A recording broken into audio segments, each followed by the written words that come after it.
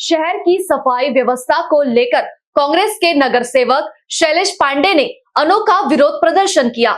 नागपुर महानगर पालिका की विशेष सभा के दौरान वे कचरा संकलन कर्मचारी की वेशभूषा में और हाथ में झाड़ू लेकर सुरेश भट्ट सभागृह पहुंचे। सभागार के बाहर उन्होंने प्रतीकात्मक रूप से झाड़ू लगाकर प्रशासन की निष्क्रियता के खिलाफ प्रदर्शन किया, जिससे कुछ समय के लिए परिसर में हलचल मच गई। यह विशेष बैठक स्थायी समिति और अन्य समितियों के सदस्य की घोषणा के लिए बुलाई गई थी। शैलेश पांडे ने आरोप लगाया कि चुनाव के दौरान उन्होंने अपने प्रभाग में स्वच्छता, नियमित पानी और बेहतर कचरा प्रबंधन का वादा किया था, लेकिन 1.5 महीने बाद भी स्थिति जस की तस है।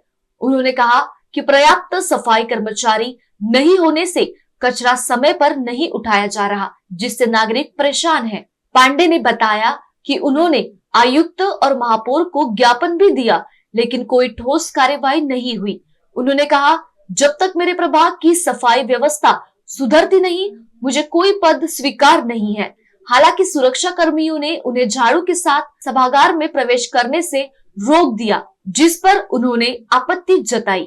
बघा, प्रभाग 11च्या निवडणुकीत जेव्हा मी लोकांकडे जात होतो, लोकांना आपल्या भाषणांमध्ये सांगत होतो की निश्चित स्वरूपात मी निवडून आल्याच्या दुसऱ्या दिवशीपासून आपल्या प्रभागात स्वच्छता ठेवणार आहे। आपल्या प्रभागात पर्याप्त मात्रेत मी जलपुरवठा राहील, स्वच्छता राहील, साफसफाई राहील, गंदगी राहणार नाही।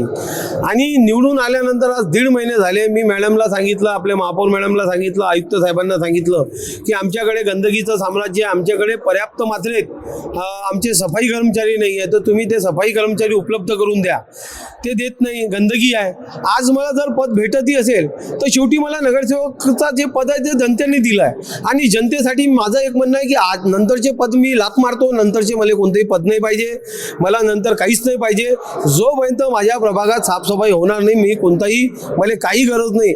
मला त्यांनी सभागृहाला येऊ दिलं नाही। त्यांचं असंच म्हणणं होतं की तुम्ही हे झाडू घेऊन आतमध्ये जाऊ शकत नाही। मी त्यांना नियमावली विचारली की बाबा तुम्ही कोणत्या नियमात मला जाऊ देत नाही हे सांगा। मी काही क्रिमिनल नाही आहे, मी काही बदमाश नाही आहे।